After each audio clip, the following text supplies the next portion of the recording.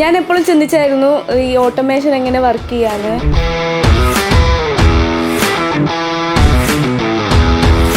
നിങ്ങൾ കസ്റ്റമറിനനുസരിച്ച് മാത്രമല്ല customer segment create ചെയ്യുക.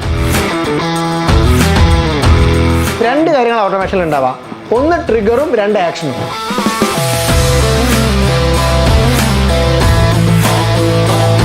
കസ്റ്റമറെ പുഷ് ചെയ്തുകൊണ്ടേയിരിക്കണം, ഫോളോ അപ്പ് ചെയ്തുകൊണ്ടേയിരിക്കണം, റിമൈൻഡ് ചെയ്തുകൊണ്ടേയിരിക്കണം, നോട്ടിഫിക്കേഷൻ പോയിക്കൊണ്ടേയിരിക്കണം. ഇത് മനുഷ്യനോട് മറന്നു. അതിന് വേണ്ടിയിട്ടാണ് നമ്മൾ സിസ്റ്റത്തിൽ കണക്ട് ചെയ്യുന്നത്. നിങ്ങൾ മറന്നു പോയാലും 3 ദിവസം കഴിയുമ്പോൾ മെസ്സേജ് പോകും, കോള് പോവും, വാട്സപ്പ് പോവും, മെസ്സേജ് പോവും. ഇൻ്റർവ്യൂവിന് പോകുന്ന സമയത്ത് ചില സ്ഥലത്ത് ചോദിച്ചു കേട്ടിട്ടുണ്ടായിരുന്നു ഓട്ടോമേഷൻ അറിയാമോ. പക്ഷേ ആ സമയത്ത് ഇറ്റ്സ് എ ബിഗ് നോ.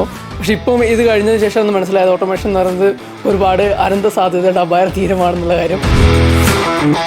ഞാൻ ഓൾറെഡി MBAയിൽ ഈ CRM എന്ന് പറഞ്ഞിട്ട് തന്നെ ഒരു പേപ്പർ പഠിച്ചിട്ടുണ്ടായിരുന്നു. പക്ഷെ ഞാൻ ഇത്രയും ഡീപ്പായിട്ട് ഞാൻ പഠിച്ചിട്ടില്ല. ഞാൻ സ്വന്തമായിട്ടൊരു ബിസിനസ് റൺ ചെയ്യുന്ന ഒരാളാണ്. ഈ CRM മാനേജ് ചെയ്ത് എങ്ങനെ നമ്മുടെ ലീഡ്സിനെ നമുക്ക് കൺവേർട്ട് ചെയ്യാം, എങ്ങനെ അതൊരു ഫൈനൽ സ്റ്റേജിലോട്ട് എത്തിക്കാം എന്നുള്ളൊരു നല്ല ഐഡിയ കിട്ടി. Thank you sir.